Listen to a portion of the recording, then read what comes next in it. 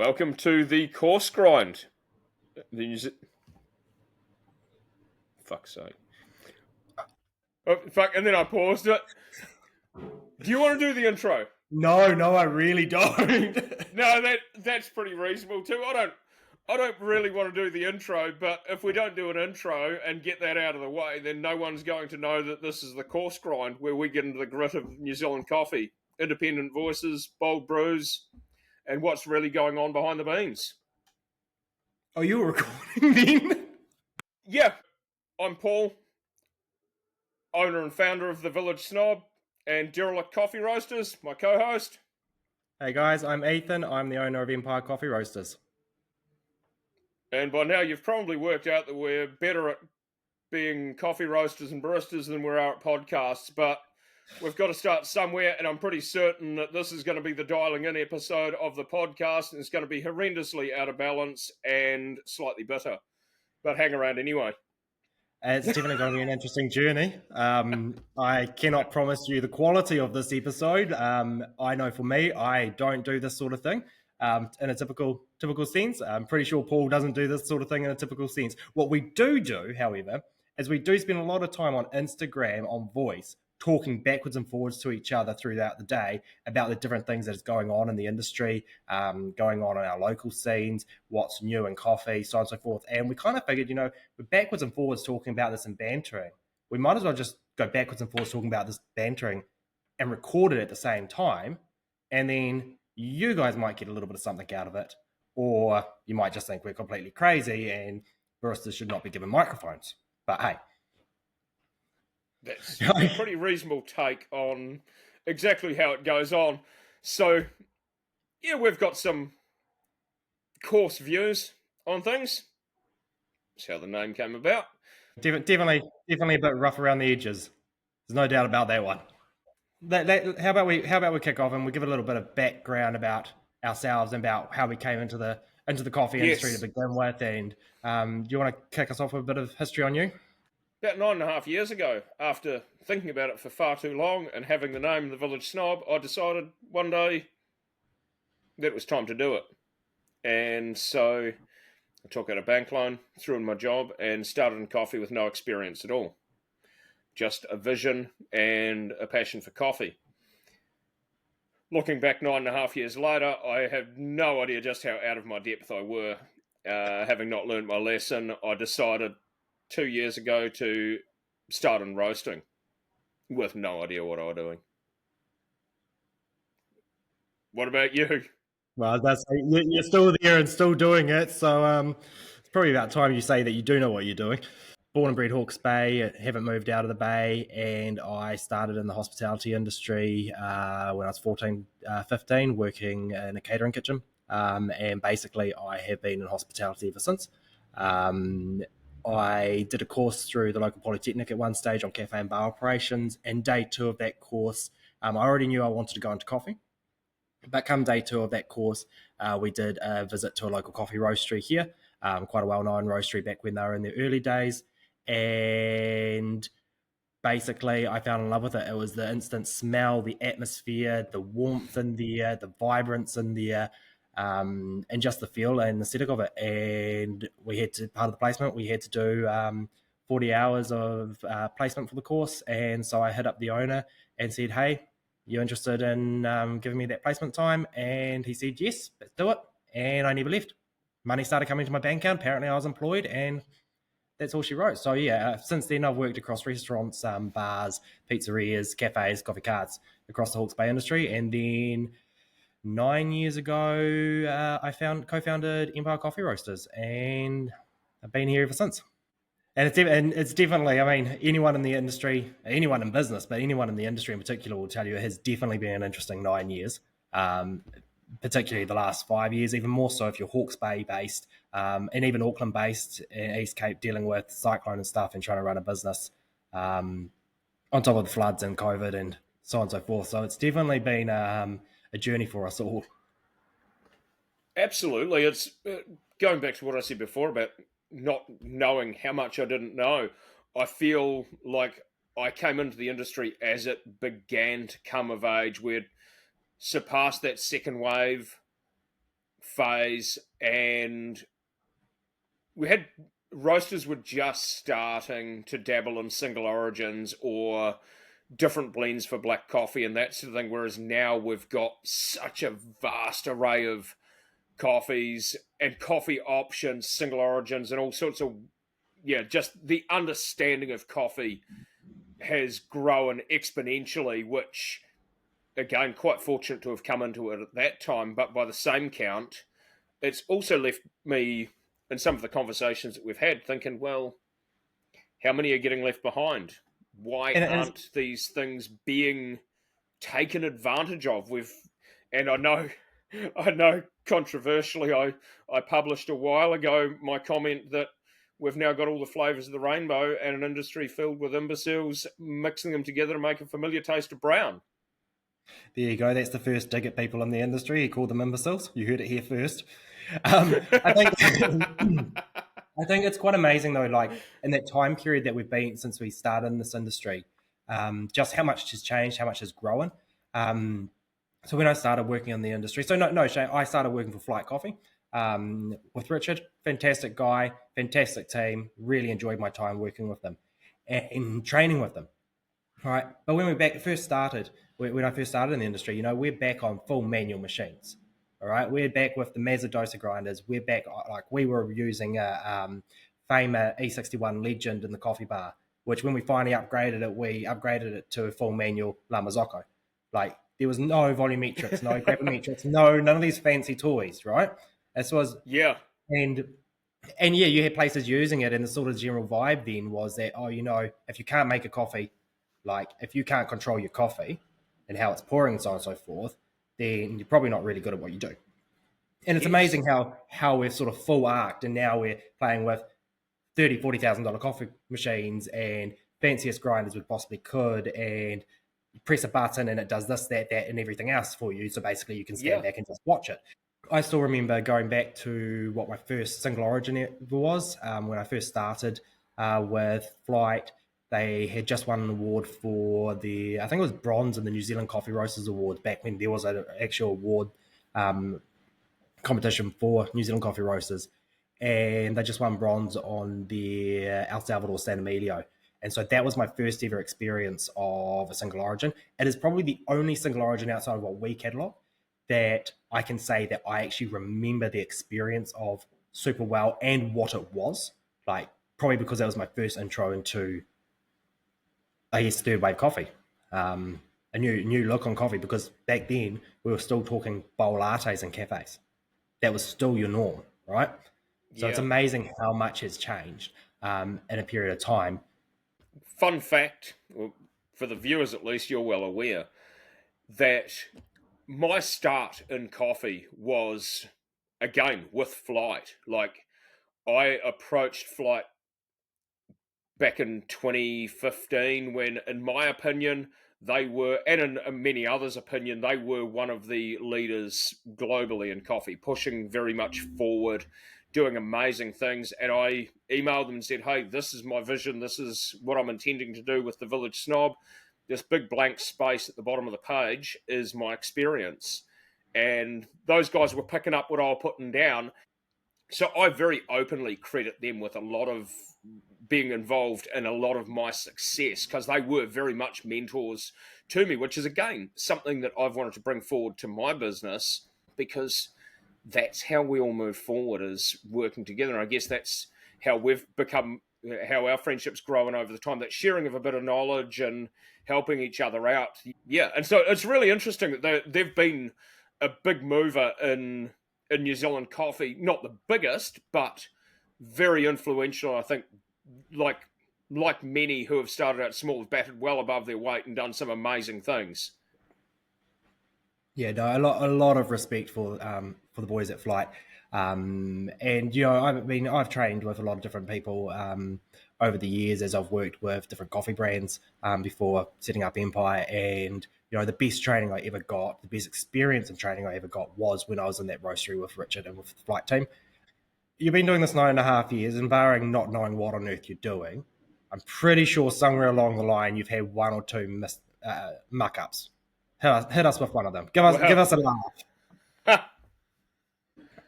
So back in the early days with my first cart, my coffee machine was orientated so that the customer could see the entire deck. They could see everything that I saw. So if my shots were channeling, the customer knew it. There was no hiding anything, even if they couldn't taste the difference, which it's a whole nother, that's a whole nother story. And so I were pouring, if I remember correctly, it was a Rwandan coffee, which Flight used to bring through a lot of Rwandas. I'm a massive Rwanda fan. And I had Michael, the barista trainer, so Michael Stevens, barista trainer for Ozone, and Nico, who was at Ozone at the time, now with CoffeeNet, coming through on their way to the New Zealand AeroPress Champs. And I'm pouring this single origin long black for them, and this thing is just channeling shot after shot after shot. Like, looks absolutely terrible, and they can see the whole thing. And this is horribly embarrassing. And I think after like the fourth one, I got it right. And this is long before dosing tools or anything had been developed. I just want the floor to fall out of this cheap Chinese cart that I'm standing in, and I want to disappear. I remember back. Sorry to Bink. I'm going to throw you under the bus a little bit here. I remember back when I was working for Flight, and I did a week or 10 days work trip down to Memphis Bell in Wellington, which at the time was their flagship cafe before the hangar opened up. And they had a little coffee kiosk around the corner. That was only open a couple of hours a day, and so when it was closed, it sort of became a bit of a little bit of a training space. And it was in the lead up to Nick competing in the New Zealand Barista Championship, and Bink was on his team. I think we're working through flavor profiling. So Bink grabbed me, and we went into the kiosk to play around with it, and to try and really nail out the flavor profiling for it. Still, even to this day, I think it took about 45 minutes to get this thing dialed in the way we wanted it to be able to work, to be able to actually start nutting out those flavor profiles. And I was just remember, and here's me, I'm green, I don't know what on earth's going on. I'm sitting here, I'm like, is this what I'm meant to do like every day before I open a cafe? Like sit there for 45 minutes just trying to get this coffee actually pouring, like. Oh, that's funny. I'll tell you what, it was a stunning espresso. We got beautiful banana and caramel coming through on the espresso, and strawberries and cream with just a little bit of chocolate at the end and a flat white. It was stunning coffee. I think Nick took third that year with that coffee, but watching this and this to me, I mean, I think at the time I'm 16, so everybody to me is a hero. Everybody is like professional as could possibly be. Like I'm eyes wide open, like you guys are legendary in my mind, right? And I'm watching this legend taking 45 minutes to dial in the coffee, and I'm thinking, what's going on here? Like, shout out to Bink, you're a fantastic dude. You gave me great stories, mate. Oh, that's brilliant. And it's funny that you bring up Memphis Belle, because that was my introduction to Flight. Best mate was living in Wellington at the time. I went down to visit him. He's like, bro, we're going to go into the city and I'm going to take you to this cafe. We went there and I tried Bomber. I had it twice. I then started getting it shipped up. I was working for Harvey Norman at the time, and I'd converted my boss to it, and he was buying it in at one point to use for demos to sell espresso machines, and we were selling espresso machines with it until head office said absolutely not.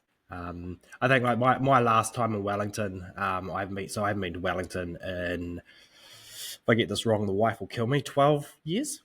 Basically the week after we got married. Hence why she'll kill me if I get that wrong. So you should almost be able to pick it to the day. Theoretically, yes. Yeah, sorry. Something towards the end of January, right? And we ended up, the last stop on our last day was we popped into Memphis Belle, and I said to Bink, give me something on Chemex. At that point in time in my career, I was Chemex this, Chemex that. I loved my Chemex. Brewed it like crap, but I loved it, right? I thought it was sort of like I want to say a statement piece, I drink Chemex. That's how I drink my coffee. And so that was me at the time. And so he's like, well, do you want me to pick for you? And I was like, pick me anything. Put me anything on Chemex. Anyway, so we're sitting down and tell my wife she's not interested in the Chemex. She just wants a flat white or a latte in the largest cup possible, right? She was uncultured. Ah, Uncultured at that point, but I've worked on her over the years. yeah, the early Um, thousands were the best. anyways, and so he brings out this Chemex, and he says, "Oh, you expect to taste this, and expect to taste that, and expect to taste this." Oh, cool, cool. All right, and key flavor note there to expect to taste was green capsicum. I love capsicum, absolutely love capsicum. Not a big fan of green capsicum, but otherwise I love capsicum. Yeah, yeah. And man, this thing was full green capsicum. Like it was like I sunk my teeth into one straight off the vine. It was That's an intense. It was, interesting. That's an um, interesting note. it was Because normally, amazing. would anything vegetal you would generally associate with being underdeveloped. Yeah, it was amazing, right? And so 5-10 minutes later, Bink comes out to me and he's like, "So how's your gimmicks?" And I was like, "Mate, it's amazing. Like, I really got this green capsicum flavor. Like, it's fantastic. Like, what was it? Oh, dude, it was decaf." I was thinking, That's awesome. it's a decaf. It was decaf. Well, decaf's not a flavour. Needless to say, I've never been back to Wellington. Its flavor profile is distinctly different from other single origin coffees or from other blend coffees. Yes. But like our Gatehouse blend, for example, is quite different to your blends, which is quite different to Bomber from Flight. Yeah. Or Yeah. from Empire from Ozone. Like they're all different. And so Absolutely. I think there's a bit of sort of mentality there, because we've ordered decaf, it has to taste different. It has to taste like rubbish. It has to be completely. I've had some phenomenal decafs over the years. In fact, even on Chemex.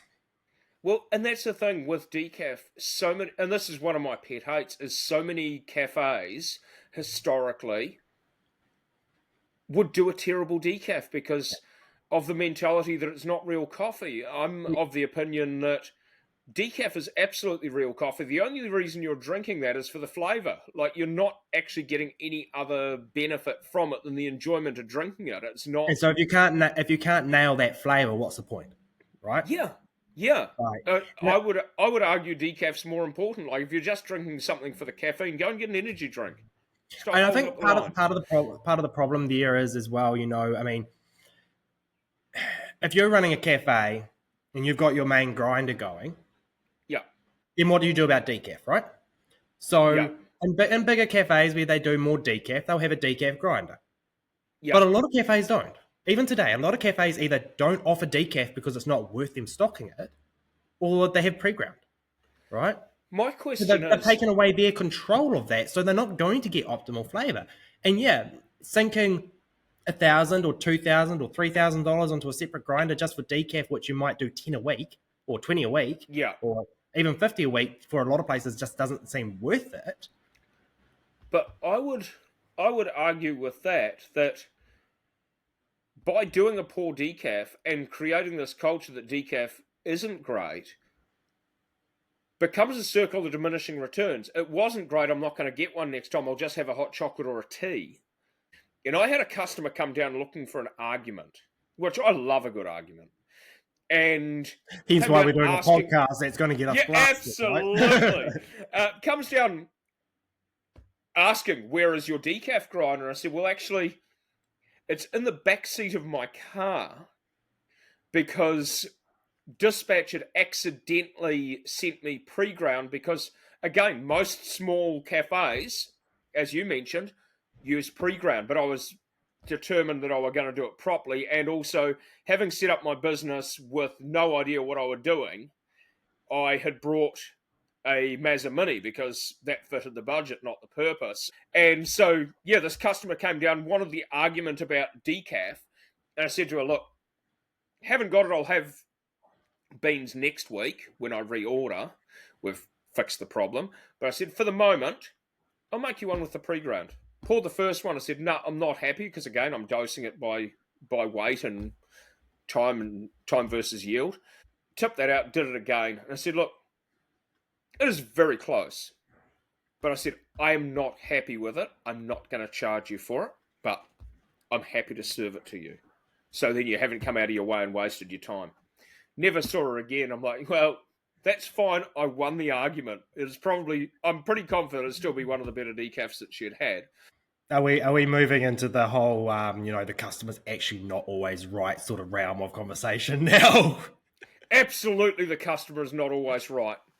we're not going to dig into that one today. Maybe on a later No, podcast when we're sort of. that is for the future. That is definitely for the future. There's a lot of things for the future. Speaking of, I was going to say, speaking of customers and being right and misunderstandings and that sort of thing, like embarrassing coffee stories. When I wouldn't have quite been 20, and so I might no older than 21. Starbucks were becoming a real thing. Like my boss at the time was, they would head over to Starbucks and come back with that. And so there's like, back in the early thousands, there was a real thing around Starbucks. And of course, you have terms in the industry that just get really confused. They get used out of context and they confuse the consumer. And so I'd been buying from the lunch bar. It was like so Anchor Primo iced coffee, but it was called espresso. Had milk in it, so don't need to explain that's not espresso. But that absolutely messed up my idea of what an espresso was. And so, actually, now that I think about this, it might have actually been on my 21st. I decided to go to Starbucks because I was incredibly hungover. I was filthy. It's another story, too. And I went to Starbucks in the shopping centre not far from where we worked and asked them for the biggest espresso they could do, not understanding that you can't get a 24-ounce espresso. But I have to credit the barista at Starbucks for explaining that actually, no, we could make you a flat white. Like, that's what you're basically what you're wanting. And so that's that thing. Like, terms get so confused and otherwise and mess up customers in a lot of cases, and that can be hella embarrassing for the customer. And so it's sort of our job to explain what's going on without being a dick about it. Yeah, it's like to be fair, I've had my fair few customers come in and look at the menu and say, "Hey, can I have a large espresso?" And I've had to say, "Well, espresso, one size sort of thing." And they're like, "Well, you've got small and large options." I'm like, if you look, there's not a large option for espresso. Do you know what an espresso is?" No. And what it worked out to be a lot of the time is one, that miscommunication, into an espresso is the cheapest coffee item on the list. And Yes. so it's like, let's go for the cheapest coffee item. And I know I've Yeah. had a few people that have come in and passed, not necessarily just with our coffee bar here, but where I've worked previously, that have seen, oh, an espresso is the cheap item. I'll order an espresso. And then you serve it to them, and the look on their face, they're dumbfounded because they have no idea what to do with it. And they're like, and then they taste it, and they're like, this is disgusting. This isn't coffee. What is it? Like, what is it's an espresso. This is coffee in its purest form of brewing through a coffee machine. Like, this is what and a lot of it, like, especially in my younger years, I didn't realize people didn't know what on earth they were asking for. I thought, man, this person's pretty sophisticated. They've rocked up here and they're beating up Honda Civic. They've walked out, they've come in. I want an espresso, and I've given them an espresso. Man, they're sophisticated. No, they had no idea what they were ordering.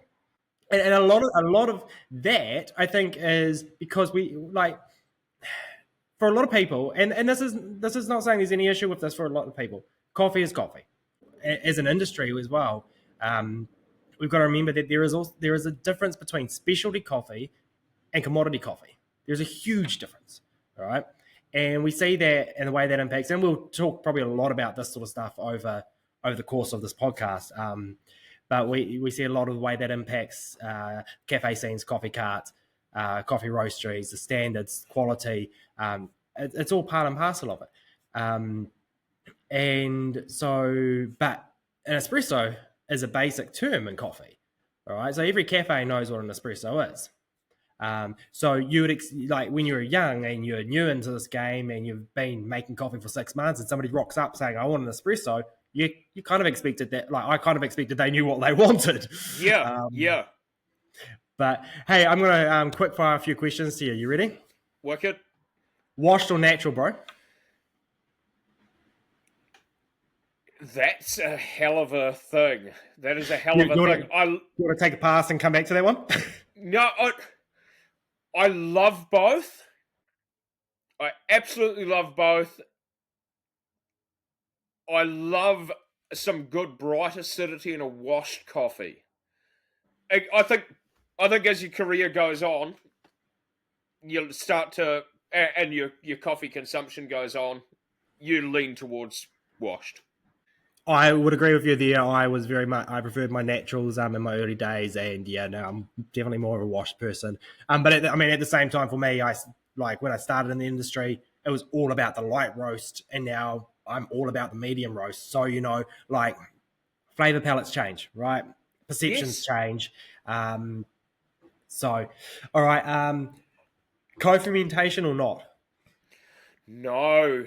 No. I've been talking about this today, actually, and I'm like, I just don't know how I feel about it. Occasionally, yep. I Certainly think not keen to put in my range. I think we've got so much that we can do with coffee through varieties, terroir, processing techniques without going down that road, though I understand that we've also been putting bubblegum flavouring and jelly lollies into frozen cow juice for the last 50 years. But again, hate to break it to everybody, brown cows don't make chocolate milk. Look, I mean, if we're talking about collaborative product here, coffee and whiskey, I'm all for a coffee and a whiskey. Yeah. If we're talking about coffee and ice cream, I'm all for coffee and ice cream. Not that I eat ice cream. Mixing co-fermentation. Look, there's a place, there is a niche for it. Absolutely, Yes. 100%. Just like there is a difference between specialty coffee and commodity coffee, there is a niche for people that enjoy co-fermentation. It's not my go-to. It's not my realm, but I don't completely discount it because one of the other big things is if it's a vehicle for producers to add some more value to their otherwise lesser product, make a better living, and that type of thing, I'm all for it. That's again something that we'll come back to in future podcasts. And Is and like I said, there's a niche and a place in the market for it. 100%. absolutely. So I think now it's time for me to throw a couple of questions at you. So I'm You're not not allowed the to only throw one. questions at me. I'm just reading off the list. I'm I'm not going to be the only one to be thrown under the bus for the entertainment of others. All right. That's fine. Espresso or filter? um, yeah, gave me the hard one, right? It depends on my mood. Fair Honestly, enough. it depends on my mood. Like, if you'd asked me if I had a gun to my head 10 years ago, it would have been filter. I mean, I already said I was the guy rocking around with a Chemex in my hand as I walked into class because, I thought it was hip. Yeah, Now I just don't have the time or the patience. Like to be yeah, plainly honest, I don't have the time or the patience to spend on a Chemex or a V60. I will absolutely love my AeroPress. Use my AeroPress at home all the time, and we've got the Mocha Master there as well if we want to batch out some. But really, right now, espresso would be my go-to. But it does depend on the mood. Anyways, maybe.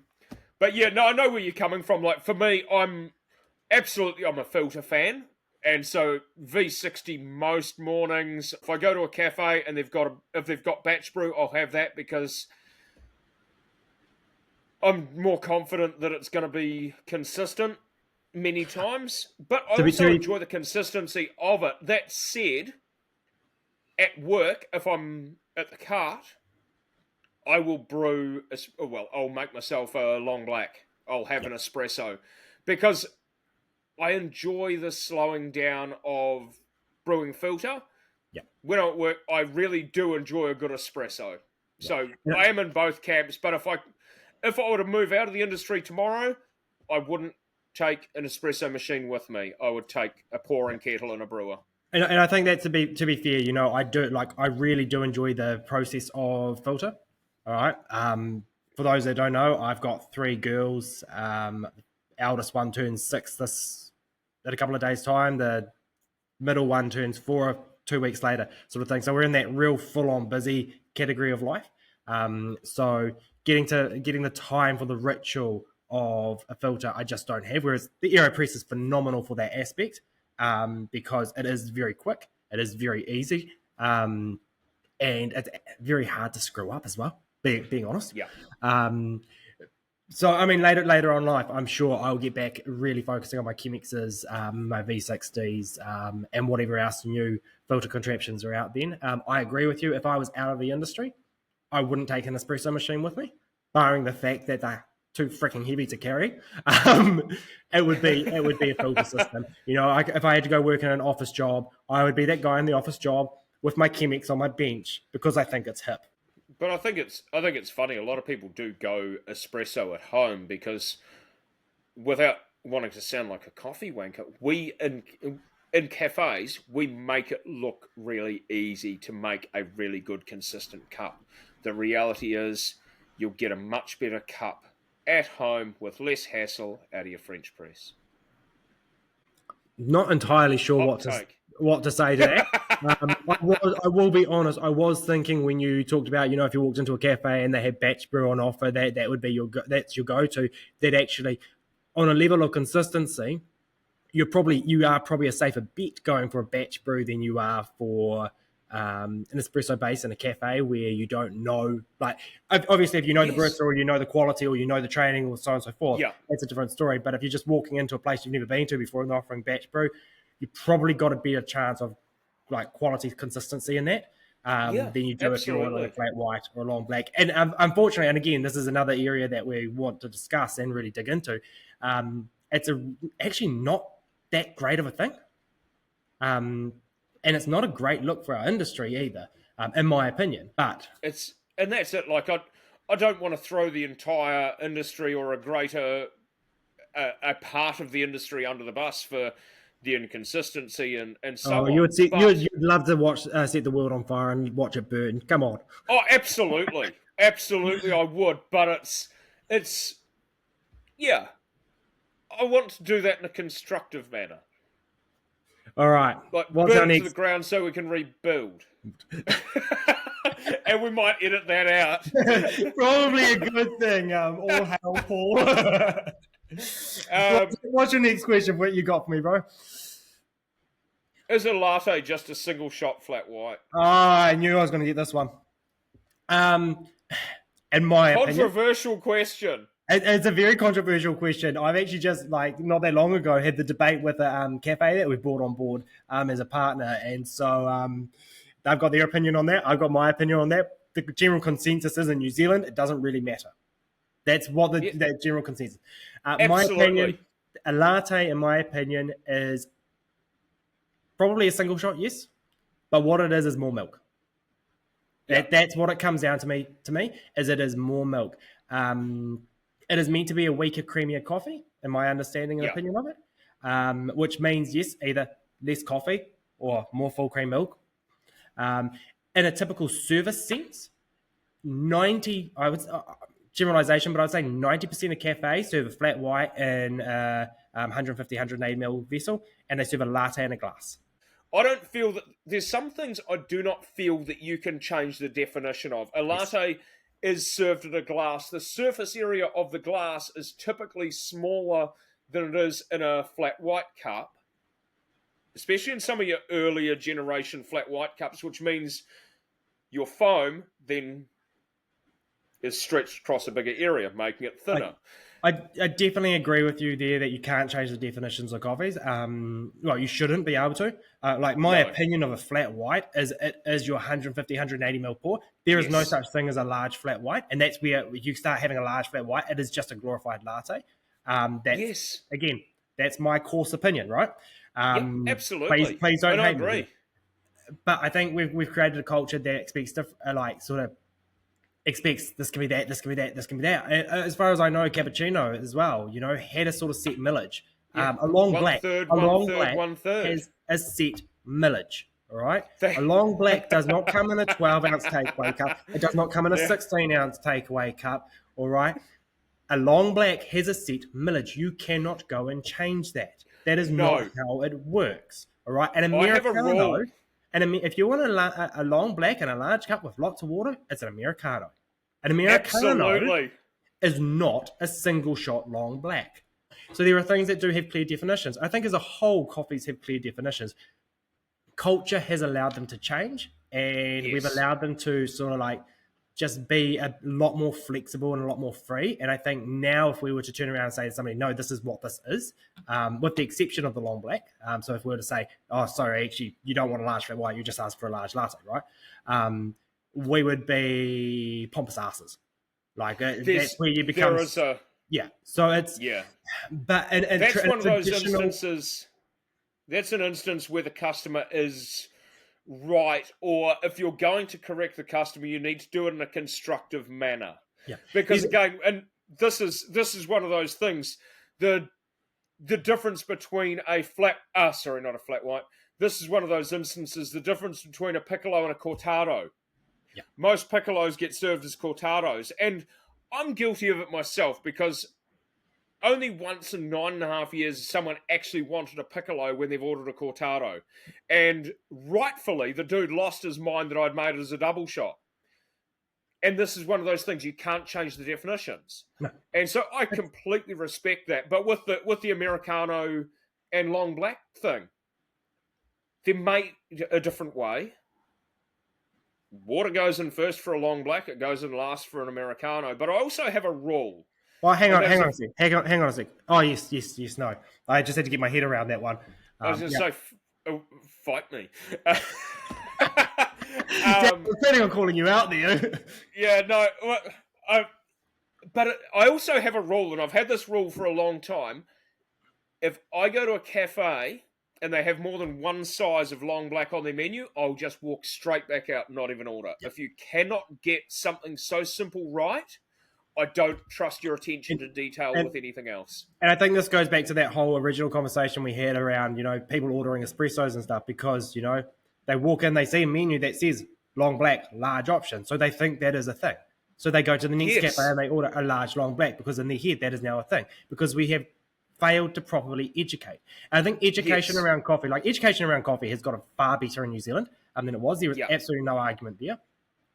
But there is so much more that can be provided. And it's not just that. This sort of thing here, to me, anyway, this is basic coffee knowledge. All right, we're in coffee 101 with with some of these things. And it isn't educated, isn't taught. A lot of that's a lack of knowledge or a lot of easy access. And I think, that's in itself a whole other string of content that we'll likely to discuss. And this is great because you're getting a little few ideas here of what we're planning on and what we're talking about and what ideas we have here. I'm going to take control of the microphone again now. Paul, what is your number one pet hate when you walk into a cafe that makes you turn around and walk away, other than a large long black on the menu? Got to give me something else here. As much as I do not drink white coffee, if I see a coffee machine with a dirty steam wand, I'm done. There is no excuse. I don't care how busy you are. No excuse. Others may disagree with me, but at the end of the day, set your standard where your standard is and rush for nobody. Your standard is... You're only as good as what you'll accept on your worst day, when you're the busiest, etc., etc. That is your benchmark. Anything above that is a bonus. All right. Not what I was expecting you to say. I'm curious now because I know we've had a lot of conversations about these things, and I'll get wound up about some out the gate stuff. I was expecting you to say what mine was, which was going to really throw me under the bus, and then I was going to have to think of something else so that we actually had content for this thing. So I'm glad you didn't. For me, it is when I see or hear, particularly hear, the sound of a barista whacking the temp against the coffee handle. Honestly, I get anxiety over this thing. And, I used to visit one of my cafe friend's place. They're in the coffee industry. I've known them for quite a while. And I used to go there just about every Saturday for a cup of coffee, especially during COVID times, trying to, support my friends, support local. And I just had to stop. Because I could not handle the anxiety of hearing her barista constantly doing that. I mean, the barista was doing other things. I was like, why on earth are you doing? I mean, you've just left that, we're talking a dose and grinder here. You just left that grinder running for the last 2 minutes because you saw 3 people walk through the door. Like, you're not going to use up all that coffee in that time. I don't want a coffee. But it's the sound of that because there's no need for it. Where do you feel the industry is at today? One word, or make it 2 words. You can have 2 words. I want to say 2 words. but they're two different words. So one of them would be flooded. Yep. The other would be stagnant, but that's only parts of it. I have to say, dude, you basically, this is where I now need to find new content because those are the words that I had for the industry right now. We have not discussed that before. Well, to be fair, we have been talking non-stop shit for the last however many months on Instagram. I do not remember that question. No, though. but that has not come up. That's why I hesitated as well. So this isn't buddy. Yeah, this is not planned. This is all planned.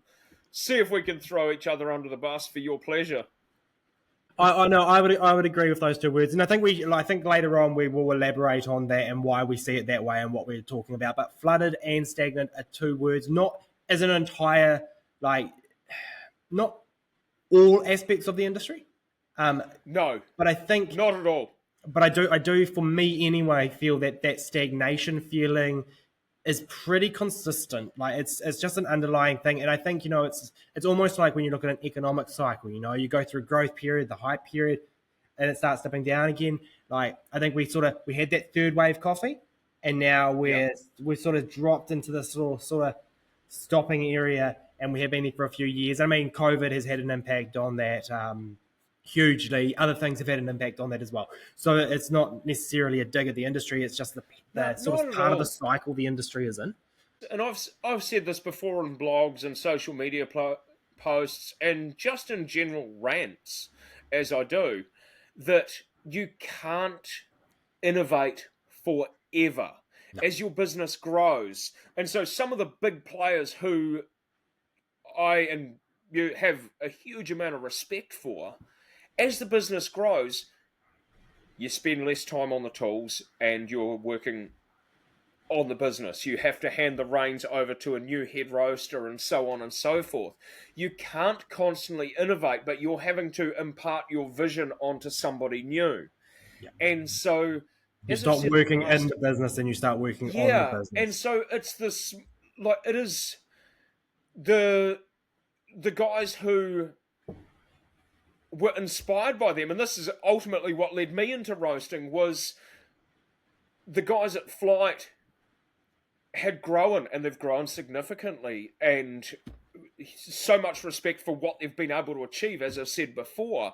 But I've also said a while back, in regards to Wellington not having been the global top 50 coffee destinations, that Wellington didn't deserve to be there, because the people who had made Wellington great have worked their way up the ladder and so on. I believe my words at the time were, have built their cafes, built their roasteries, hung their hat, taken a bow and checked out. But that sounds vaguely familiar. Those words, that rant, led me to you know what? I'm the generation that's come through that was inspired by these guys, who should be picking up the torch and moving forward and doing something new. And Wellington made the New Zealand coffee scene good. They set the benchmark of good coffee. But the rest of New Zealand caught up. The provinces caught up. You now get, arguably, good coffee everywhere from the hardware store to the servo. Everywhere you can get a espresso coffee, and again, if you're having a 12-ounce flat white, 300ml of milk hides a lot of sins. Oh, yeah, it does. I do not condone it. It is not my personal practice, but there's a lot of sweetness in steamed milk that hides a lot of sins. But my argument was... Interestingly enough, I just quickly jumping on that sweetness, the temperature of the milk also changes that as well. Yes. We learn 65 degrees is where you should be steaming your milk to. But if you steam to 62 because you're pro-as and you've calibrated your hands to be able to do so, and you recalibrate it every 3 months to make sure you can do so, 62 degrees, sweet spot on milk. In my course opinion, in my opinion, that's a sweet spot because you do get that, just that little bit more sweetness that complements the coffee. There's my sort of side quest on that. Please. Yeah. But my thing was that, good coffee's everywhere, but good's not great. Good isn't putting us on the world stage. And if it is, it's not putting us there to win. And so there's I've seen some roasters around New Zealand, and having run my subscription and worked with a number of roasters who I have a huge amount of respect for, seeing what some of these guys have come through and done, and just quietly, none of them are in Wellington, none of them. And I think like I read something recently that sort of nailed on the head. The death of great is good. Yes, Right. So yes, you can get coffee, good coffee, wherever you go. And look, I mean, if you're buying coffee beans for home, let's be honest, you can get good coffee out of a supermarket now, right? I mean, I can walk into a absolutely. supermarket, any of these supermarkets, I can buy Coffee Supreme, I can buy Flight, I can buy Havana, I can buy, I think some of them I can get Mojo from, right? You can get good coffee from anywhere. Absolutely. But Like good good is specialty brands. and this is not saying that these specialty brands are the cause here. Just disclaimer there, right? But good is the death of great, right? Not Yes. only that, if you look at larger companies across all industries, and particularly like ones that are owned by multinational, multi-billion conglomerates, sort of thing, as they get swallowed up by those bigger companies, and the drive on profits change, the focus on profits change, and they grow, right? They don't have the flexibility, they don't have the space, they don't have the ability to be as creative, and they don't, which means they don't have the capability of the level of innovation that we have seen in the previous generation come out of Wellington, right? Because at that point in time, what their focus has to be on is consistency, margin, and growth. No issue with that. Like, props to anybody that's got their business to that size, 100%. But that takes them away from the innovations area, right? And you are right. You nailed it on the head. What they have done is they have inspired our generation of coffee people, who will hopefully then, we need to actually pick up that mantle and we need to run with it, and we need to inspire the next generation of innovators, of Absolutely. creatives, of people that have flair and are willing to do different things with coffee and try different things and be movers and shakers. That obligation is now on us as coffee roasters, as coffee professionals, as baristas. That is on us if we want to see the next generation get handed the same torch that we got handed. And again, those that have taken that step back, fantastic for them. All right. They did the hard yards to be able to now take that step. Like, huge, Absolutely. huge amount Yeah, of no respect. disrespect to those guys at all. So it is on us now as an industry, and where we are in this generation, to actually be those people. Because if we don't, there isn't anyone that's going to pass on that torch. There isn't anyone that's going to help lead the way into a fourth or fifth or sixth wave coffee, whatever you want to call it. Let's face it, as much as I hate to say it, for the greater majority of the population, good coffee, I firmly believe, is a medium to dark roast with hot, fluffy milk. And It doesn't have to have a great deal more character than that. And for a lot of people, it's the social interaction more so than the coffee. But again, what we need to, and I think so many need to remember, is while we focus on being the coffee industry, we are a subset of the hospitality industry. And I think hospitality is absolutely one of the most important things. And I remember 100%. reading recently, Brewed by Jay, who he developed the UFO brewer, I think. He had put up the post, and he has a lot of things that come up, and some of them quite controversial. But one of the things that he said, and I thought, yep, I hate to say it, but I absolutely agree with you. Customers will forgive a bad coffee. They will not forgive a bad hospitality experience. 100%. And I had keyed a long time ago that your cafe, your coffee bar, whatever, can serve like $100 espresso, the best freaking coffee you can find on this planet with the best equipment and the best quality training. And if your service is bad, that coffee ain't $100 coffee. But you know what? Absolutely. You can serve a subpar coffee with the most phenomenal service out there, and that coffee is well above average now. All right, service is number one. Yes. And we're now talking into the hospitality world here, but you go into a cafe, you buy a cup of coffee, you sit down with it, you just bought your ticket to sit down. You are there to be entertained. It is about the atmosphere, it is about the service, it's about the environment. These are the things that keep you coming back. All right? Nobody keeps going back to a rubbishy, dirty hole in the wall where, the barista's picking his nose in front of the coffee Hey, I'm still in machine. business. And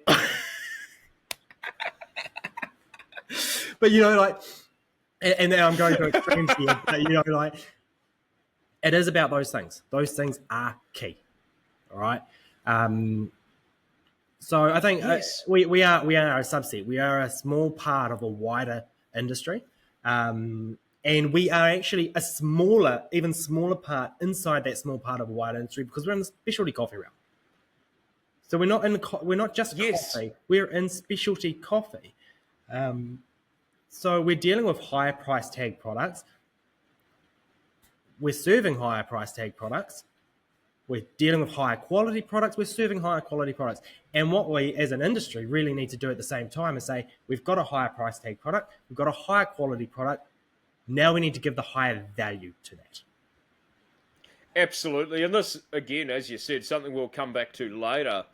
I always joke about the fact that customer service is like latte art. You can't taste it, so it doesn't matter. But it's those first impressions. Coming from a guy that puts a lid on all of his coffees. Well, that's it too. And that again, you tell me how you can drink a cappuccino through a sippy cup. So therefore, if you can't taste rainbows in your coffee, what are you even doing, mate? Like.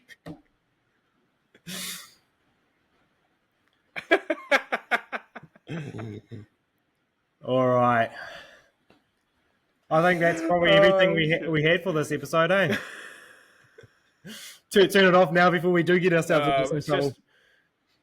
Guys, thank you if you've managed to survive this long with us on this episode. It was probably a little bit dry and a little bit of vanilla in areas, and yet we are working through the weeds of how to run a podcast.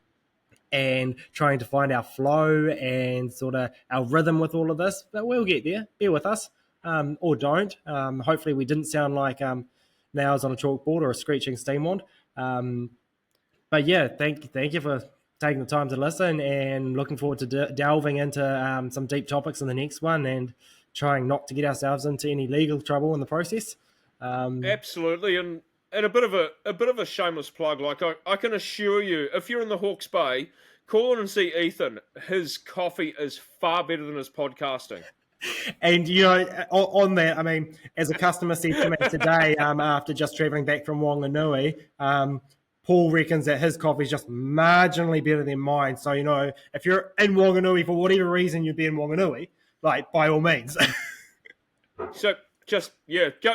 Try us both out and start a war in the comments. He did tell me the other day though that there's a Z petrol station down the road from him, so at least you've got a fail safe. Uber Eats for the win. Outsourcing. Awesome. Key to success. Awesome, guys. Hey, thank you for listening, and thanks for tuning in, everyone. We'll catch you on the next one. Peace. See you.